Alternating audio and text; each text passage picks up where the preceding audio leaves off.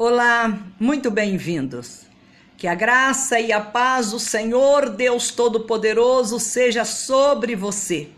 Eu sou a pastora Carmen Soares e quero compartilhar com você a palavra de Deus para que nós prossigamos no projeto de Deus para a nossa vida. O projeto de Deus para a nossa vida é ótimo, é excelente. O plano de Deus para nós é perfeito, satisfaz a nossa alma e nos faz nos sentirmos bem, nos faz nos sentirmos protegidos, abençoados. Ele foi quem nos escolheu para Ele. Como nosso Senhor Jesus Cristo falou: não fostes vós que escolhestes a mim, mas fui eu quem vos escolhi.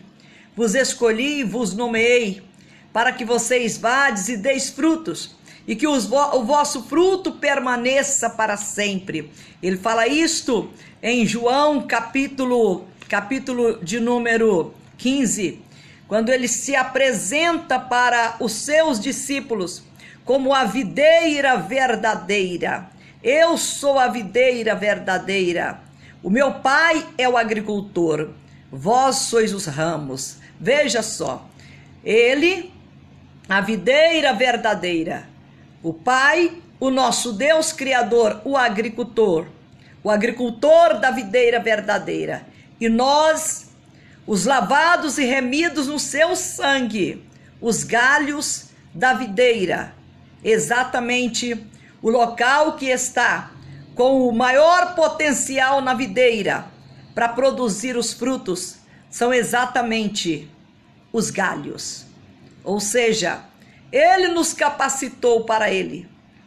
Que assim nós tenhamos fé, nós tenhamos confiança plena no Senhor e com a ajuda do Espírito Santo que habita em nós, que nós venhamos produzir os frutos que Ele, o Pai das luzes, espera receber das nossas mãos. Ele espera receber os frutos que nós fomos capacitados para produzir para Ele, para o seu reino.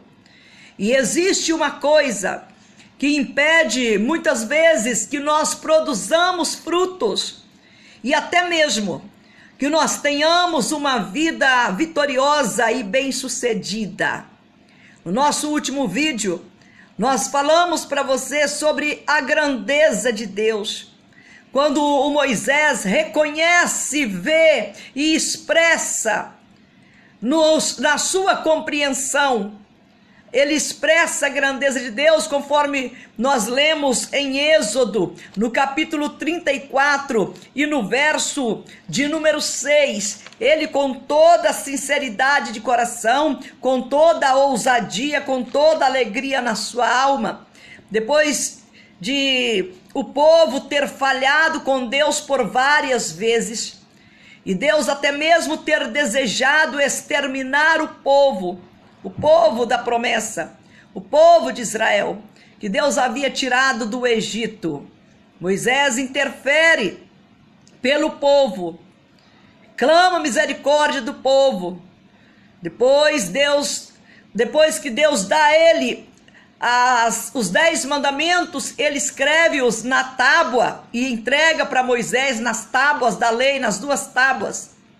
E Moisés, ao voltar do monte, ficou tão indignado com o povo, tão revoltado com a infidelidade do povo, que ele atira as pedras da lei sobre o arraial do povo, sobre a concentração do povo, que em tão pouco tempo haviam se esquecido da misericórdia do Deus Altíssimo, da obra de Deus, e haviam construído um bezerro de ouro, e estavam prestando culto àquele bezerro de ouro lá no deserto, após ter atravessado o Mar Vermelho de uma maneira extraordinária, porque Deus o abrira para eles.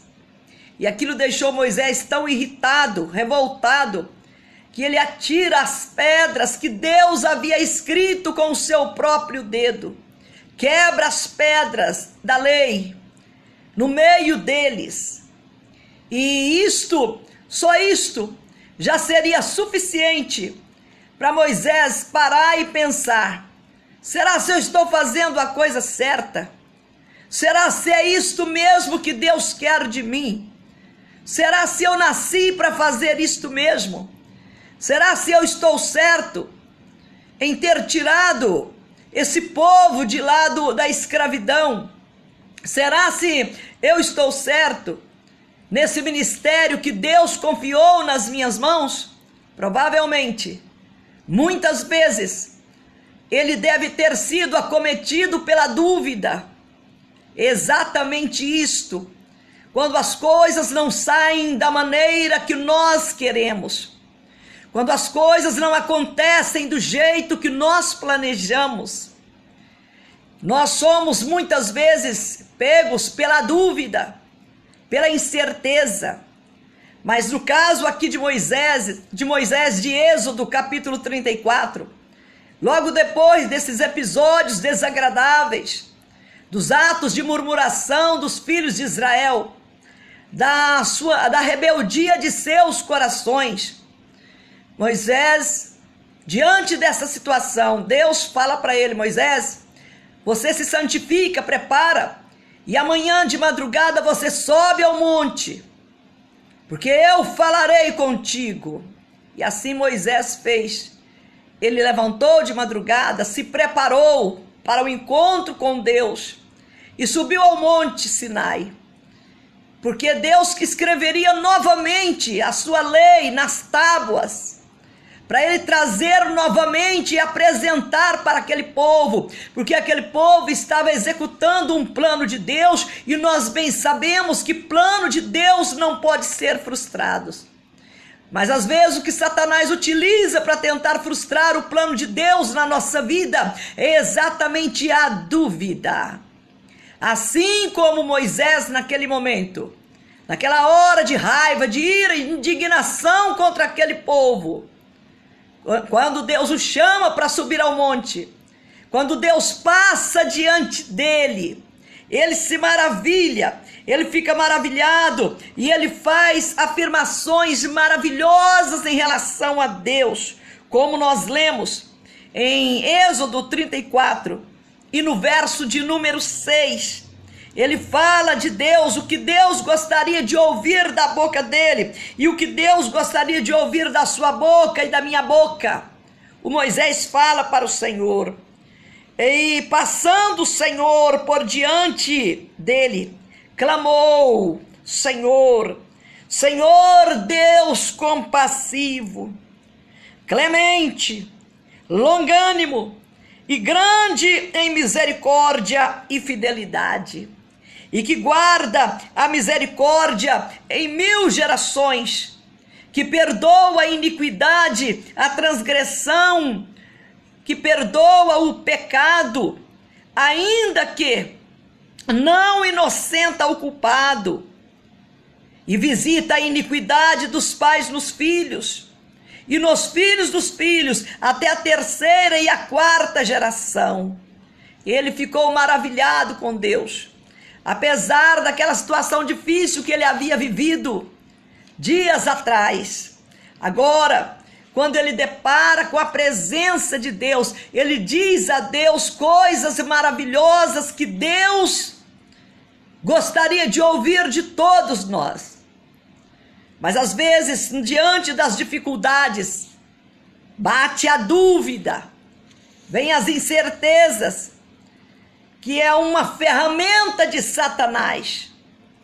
Porque depois da dúvida, o próximo passo do maligno, para tentar nos fazer duvidar daquilo que Deus tem para a nossa vida, depois da dúvida, bate o desânimo, vem o desânimo.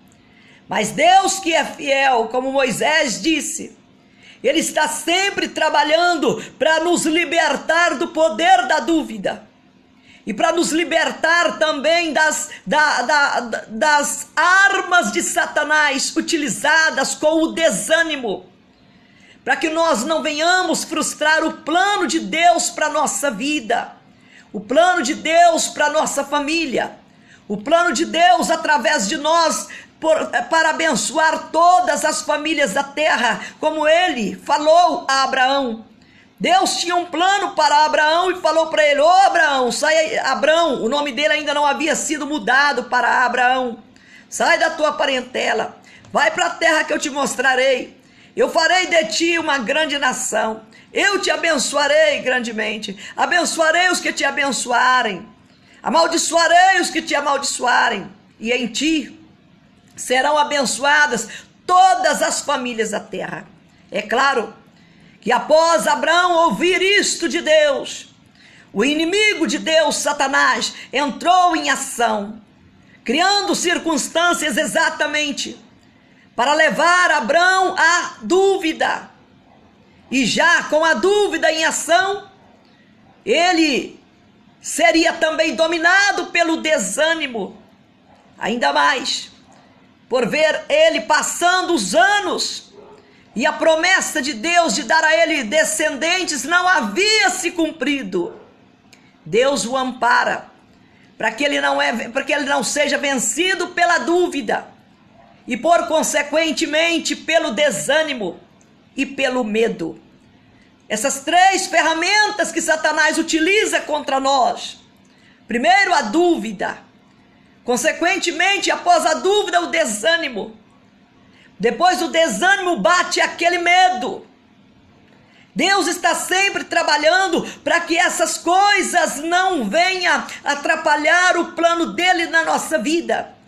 E não venha também nos transformar em pessoas frustradas.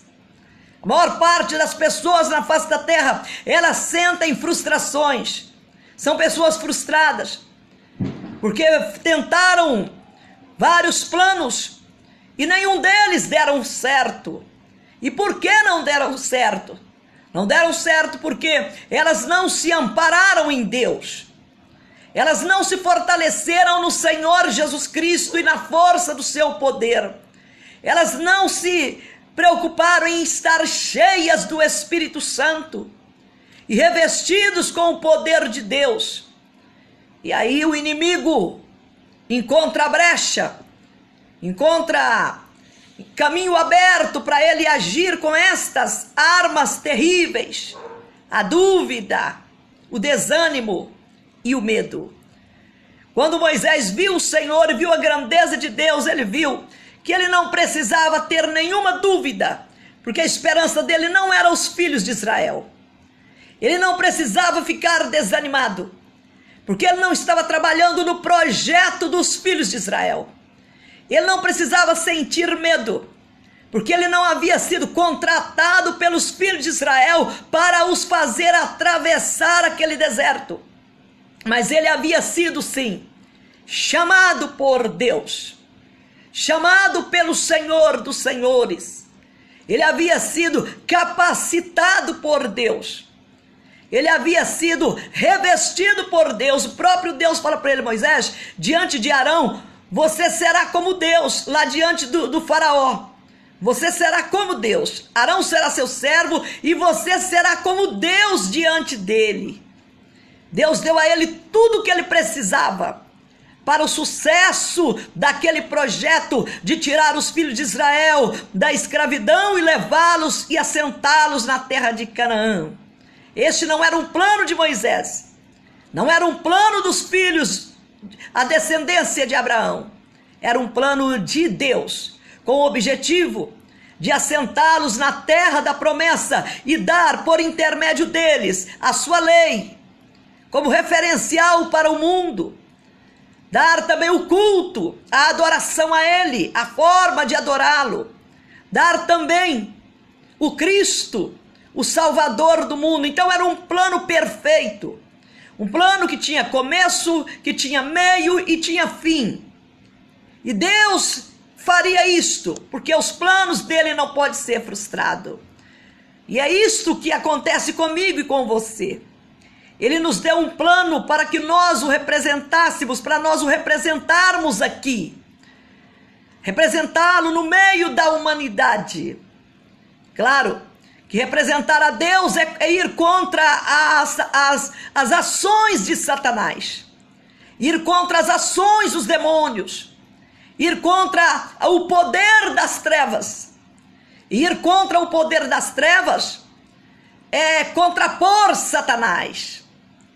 E apesar dele ser derrotado por Jesus Cristo lá na cruz, e depois também ele desceu até o inferno e o derrotou, o expôs ao ridículo na presença de todos os demônios. E Jesus ainda tomou das mãos dele o controle, tomou a chave da morte, tomou a chave do inferno, o despojou publicamente diante dos seus demônios, mostrando quem é o poderoso, quem é o que manda de fato. Quem manda é Jesus, e Ele está conosco. Mas às vezes acontece de nós deixarmos a dúvida agir na nossa vida, e nós não podemos deixar isso acontecer. Nós lemos no Salmo de número 42 e no verso de número 5, é muito interessante nós lermos isto aqui. Salmo de número 42, o Salmo dos filhos de Corá. Salmo 42 e o verso de número 5, o salmista escreveu assim: por que estás abatida, ó minha alma? Veja isto. E por que te perturbas dentro de mim? Por que te perturbas dentro de mim? Espera em Deus, pois ainda o louvarei. A Ele, o meu auxílio e Deus meu. Por que está abatida, ó minha alma? Então, quando o salmista sentia a sua alma batida, é porque a dúvida havia entrado em ação na vida dele. A dúvida é a falta de confiança em Deus, é a falta de convicção. A dúvida é o inimigo que já foi vencido por Jesus Cristo. Mas, porém, nós temos que nos libertarmos dele, porque a dúvida, ela surge diante dos desafios, diante das etapas, diante daquilo que ainda não foi conquistado, diante daquilo que se propõe a conquistar, diante das oportunidades de nós desempenharmos o nosso potencial. Potencial não é aquilo que você já conseguiu fazer nos anos anteriores. Potencial é aquilo que você ainda vai realizar. É aquela obra que você ainda vai fazer. E para que a gente faça aquilo que Deus espera de nós, nós não podemos deixar ser vencido pela dúvida. Porque depois da dúvida, o próximo ataque do inimigo para tentar nos tirar do projeto de Deus é exatamente depois da dúvida. Depois de ser vencido pela dúvida, ele não vai descansar. Ele vai usar a arma do desânimo. Nós temos que ficar atentos a isto. Depois de usar a arma do desânimo, ele usa também a arma do medo. Jesus, por várias vezes, ele falou: não temas, não temas. Várias vezes nos evangelhos nós encontramos esta frase do Senhor Jesus Cristo: não temas, não temas. Porque quando a pessoa, o Filho de Deus, está sentindo medo, é porque a dúvida já penetrou na mente, já se estabeleceu na alma. E aí, se ela não clamar pelo poder de Deus, pela graça de Deus, em nome de Jesus, ela pode ver os seus planos sendo frustrados e os planos de Deus para a sua vida também. Nós sabemos que o homem faz o plano, mas a resposta certa para que o plano dê certo, o plano que vai dar certo, é aquele que sai dos lábios de Deus. Então nós precisamos tomar esse cuidado.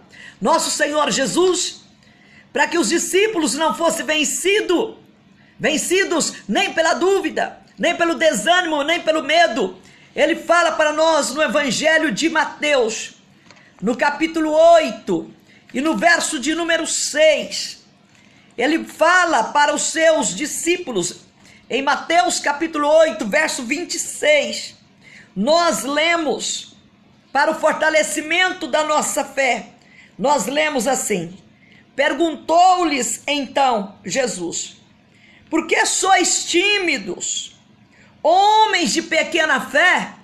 Por que sois tímido? E levantando-se, repreendeu os ventos e o mar, e fez-se grande bonança. E maravilharam-se os homens, dizendo: quem é este, que até os ventos e o mar lhe obedecem? Eles estavam no meio de uma tempestade. Jesus Cristo estava descansando dentro do barco, e Satanás, com as suas artimanhas, produz ali uma tempestade, e Deus permite o levante de Satanás para ele cair. Deus permite isto.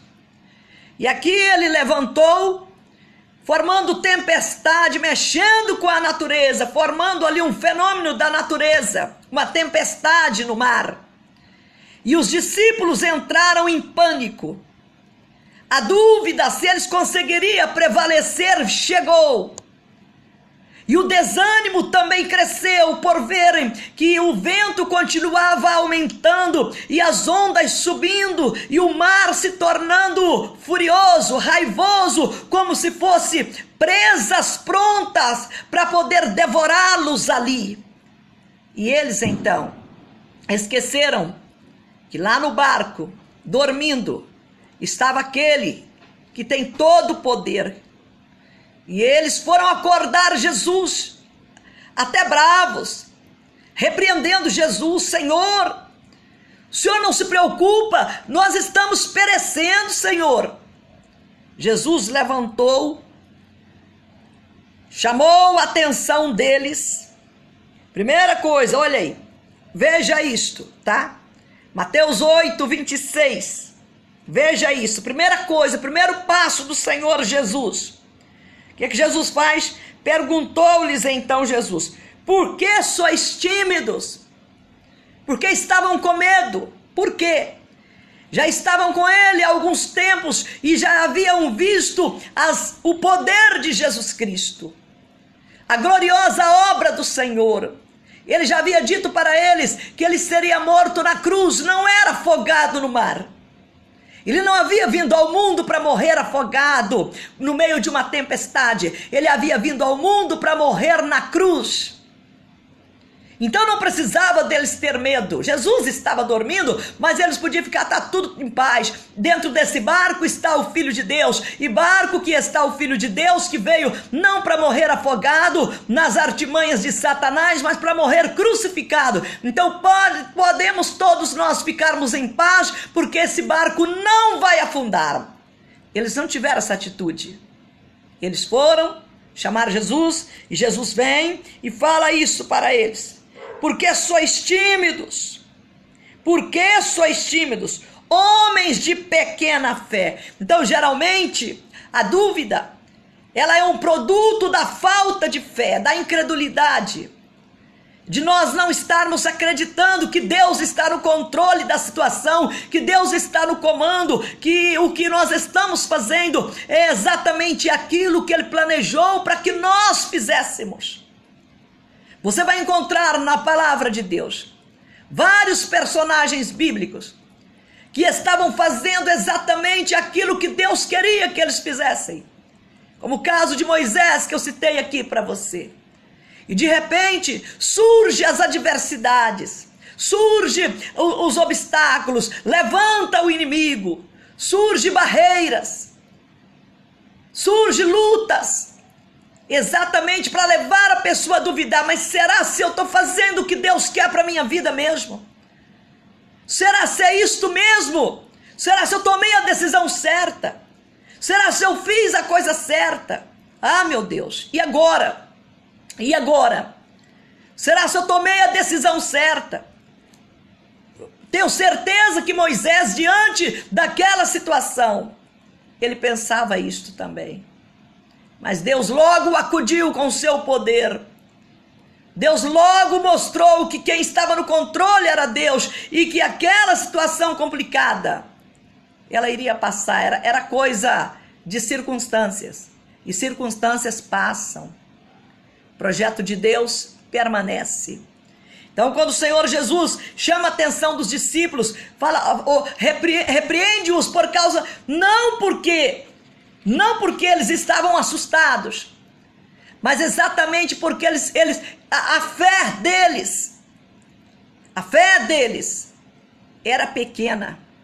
Então, o problema meu e seu, o nosso problema é a pequenez da nossa fé. É ter a fé, muitas vezes, menor ainda do que o grão, do que a semente da mostarda.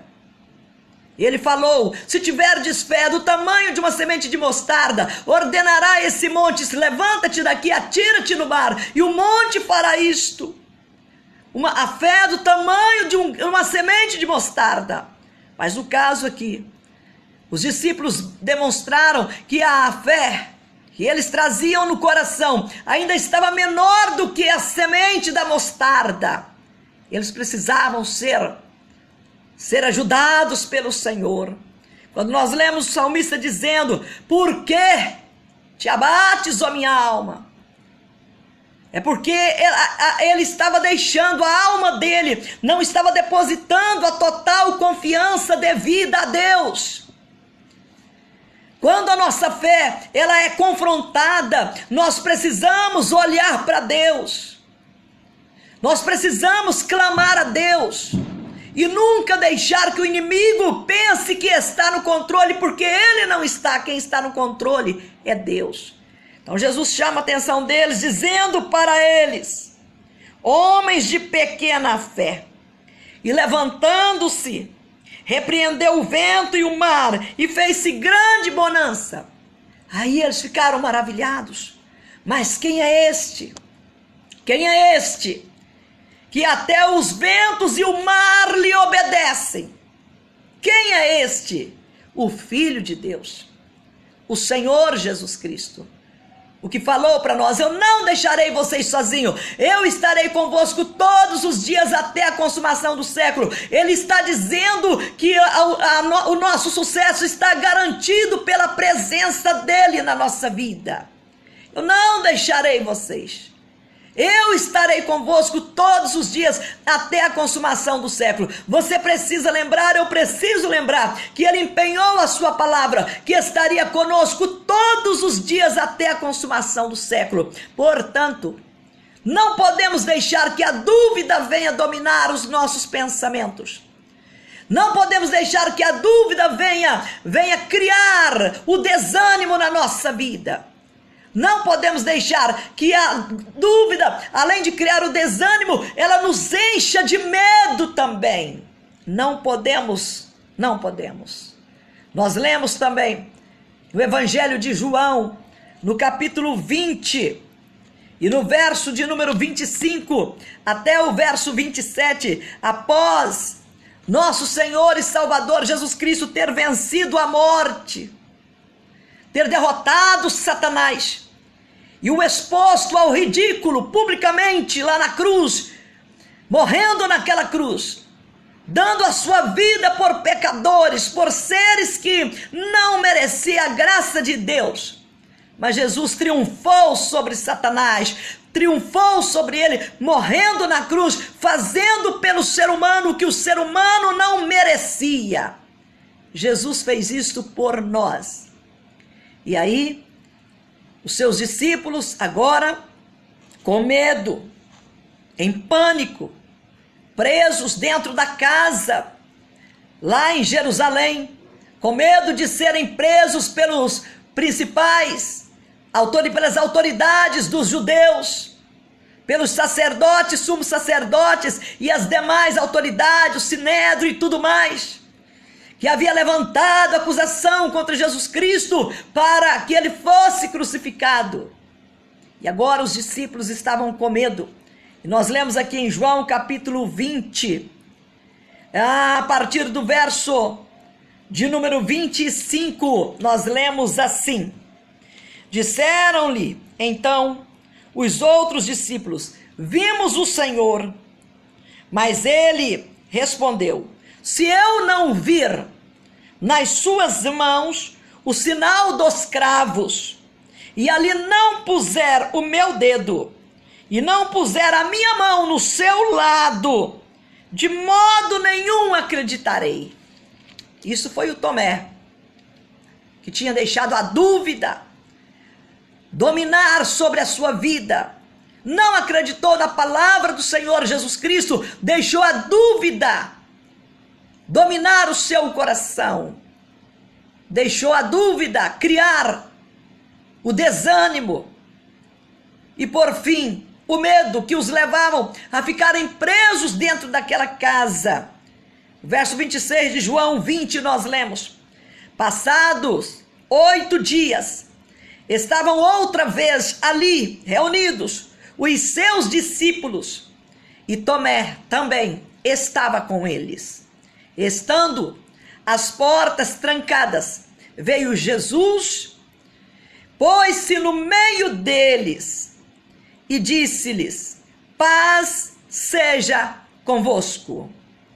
E logo dirigiu-se a Tomé e disse: põe aqui, Tomé, põe aqui o dedo e vê as minhas mãos. Chega também a mão e põe-na no meu lado, e não sejas incrédulo, mas sim crente. Não seja incrédulo, mas sim crente. Então, o Tomé, que havia andado com ele os 3 anos do ministério do Senhor Jesus Cristo, que havia ouvido todas as palavras de vitória saindo da boca do Filho de Deus, ele diz isto: que se não visse as marcas dos cravos nas mãos, não colocasse sua mão do lado em que o soldado romano passou a espada quando ele já estava morto, pendurado na cruz, Tomé disse que se ele não tocasse com a sua mão, ele não acreditaria. A dúvida de que Jesus Cristo ressuscitaria e que ele era o Senhor e Salvador havia entrado no seu coração. O desânimo também. E o medo também. Tanto é que eles estavam aprisionados, eles por si mesmos, se prenderam naquela casa com medo dos judeus. Jesus veio e derrubou todas essas armas de Satanás. Eles se tornaram corajosos. Jesus repreende Tomé. Tomé cai ajoelhado diante do Senhor e faz aquela declaração: Senhor meu e Deus meu. Jesus o repreende, fala: agora, Tomé, porque você viu, você creu, mas bem-aventurados são aqueles que não viram e creram. Mais bem-aventurados são eles do que você. Tomé andou com Jesus, mas na hora que ele viu o Senhor morto, aí ele deixou a dúvida incorporar a sua carranca cruel, que a dúvida é algo cruel. A dúvida é uma cara feia o tempo todo, querendo nos tragar e nos devorar. O desânimo também e o medo são faces de Satanás utilizadas para poder tentar frustrar o plano de Deus na nossa vida. Mas quem tem Jesus Cristo vence a dúvida, vence o desânimo e vence o medo. Nada pode nos separar do amor de Deus. Nada. Nada. Lembra que Paulo fala em Romanos capítulo 8, a partir do verso 31. O que poderá nos separar do amor de Deus? Nada. A conclusão é: nada pode nos separar do amor de Deus.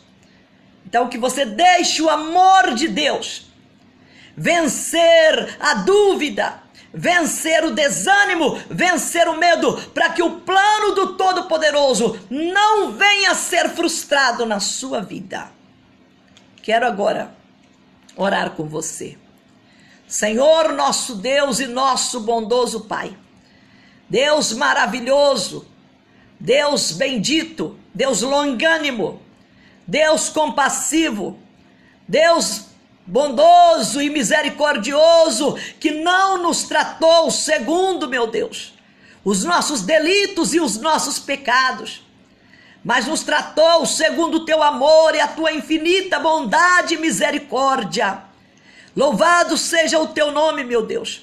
Que o Senhor alcance esta pessoa que o diabo, Satanás e seus demônios têm tentado tirá-la, meu Deus, do plano do Senhor, utilizando, meu Deus, essas armas que já foram vencidas, que já foram derrotadas por Jesus Cristo, utilizando a dúvida, utilizando o desânimo e o medo, e levando essa pessoa a viver abatida, deprimida, precisando de remédio antidepressivo, precisando de ajuda do psicólogo, do psiquiatra, meu Deus, para que ela continue viva.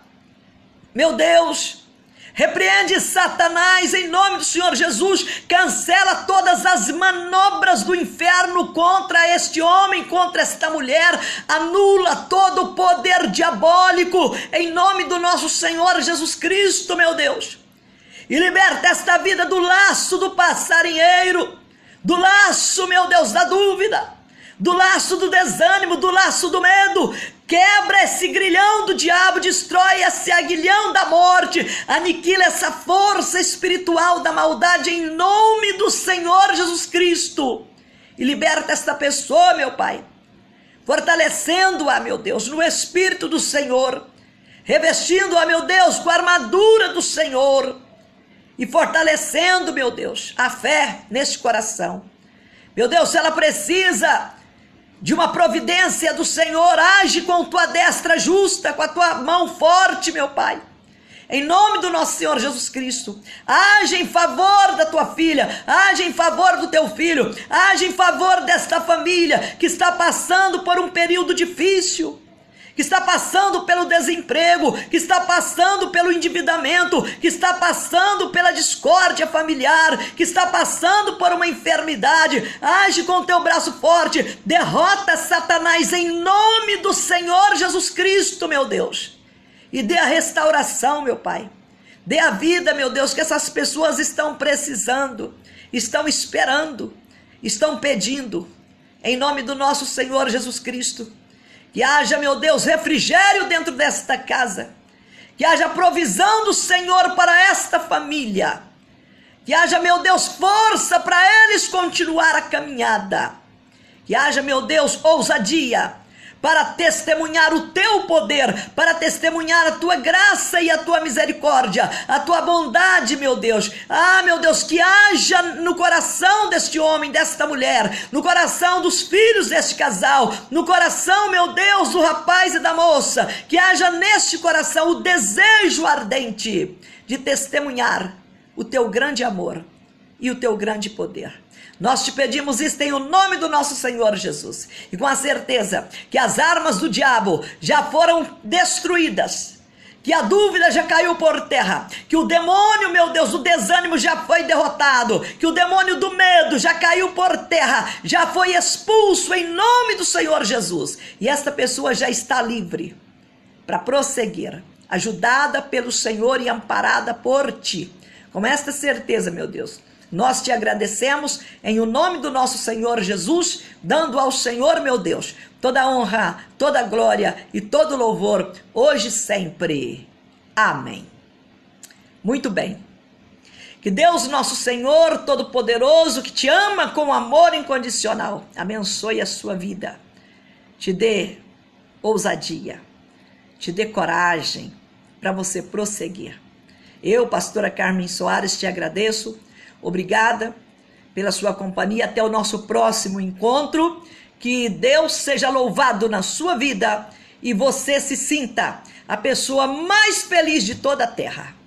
Que o seu lar seja amparado pelas mãos de Deus e que haja na sua casa um referencial do amor divino. Que Deus derrame o amor dele dentro da sua casa e na sua vida, na vida da sua família, em nome do nosso Senhor Jesus. Fique na graça, na paz do nosso Deus e até o nosso próximo encontro.